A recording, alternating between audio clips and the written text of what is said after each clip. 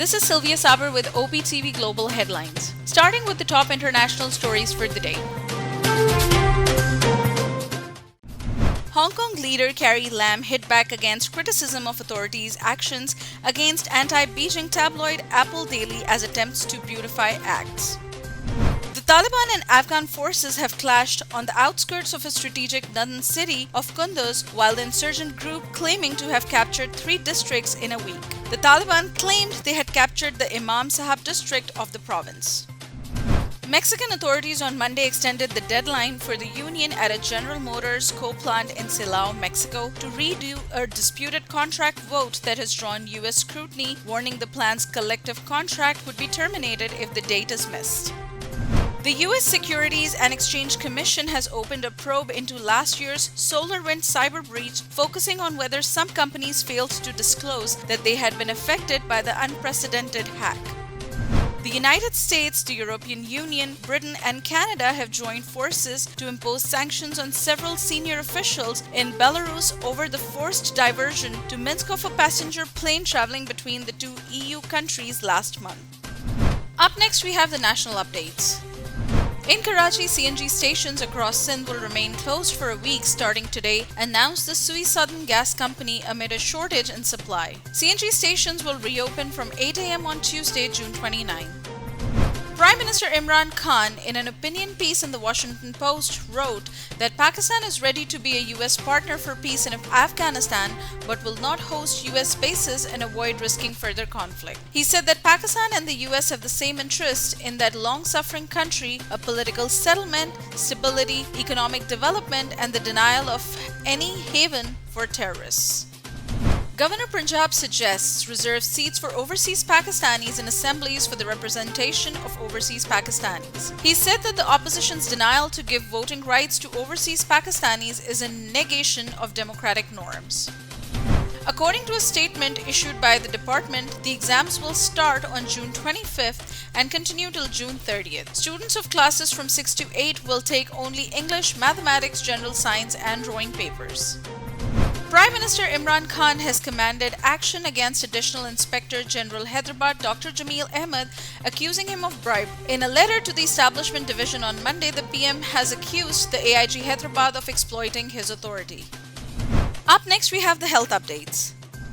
Pakistan continues to record a decline in COVID-19 related deaths and new cases as the country recorded 1.69% positivity rate over the past 24 hours.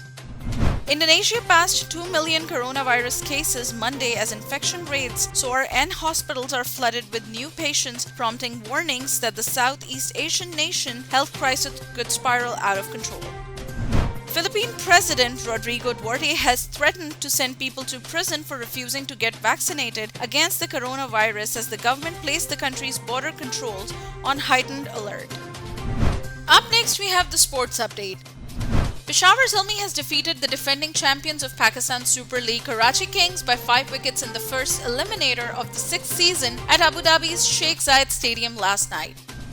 A Dubai woman, Doreen Babar, breaks the record for the longest Samson's chair static wall sit. Samson's chair, also known as static wall sit, is known for being a challenging, thigh-burning exercise. Doreen Babar, Lebanon, succeeded to stay in the position for a record-breaking 2 minutes 8.24 seconds.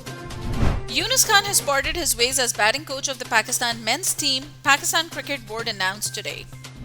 Up next, we have the entertainment updates.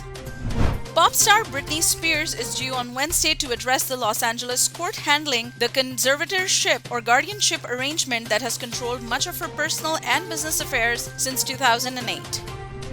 Hollywood star George Clooney will launch an academy for Los Angeles high school students as part of a new scheme to teach movie industry skills to children from disadvantaged and minority communities. Fawad Khan will be making his grand comeback on television with another fantastic upcoming drama, Jo Bache Hain Sang Samet Lo, and the project is being made on the story written by ace novelist Farhat Ishtiyaq.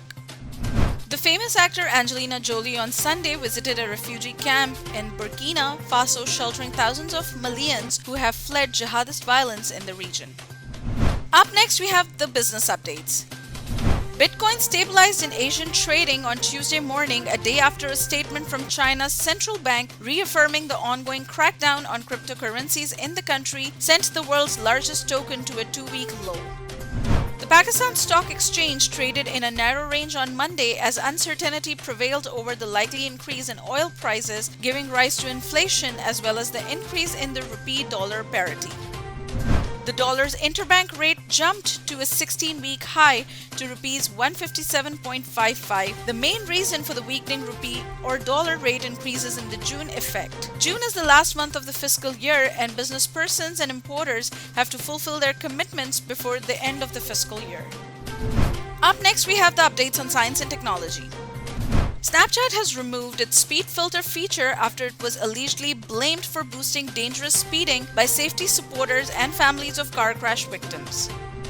In Sydney, Starlink, the satellite internet unit of Elon Musk's SpaceX, expects to be able to provide continuous global coverage by around September, but will then need to seek regulatory approvals, its president Gwen Shotwell said on Tuesday.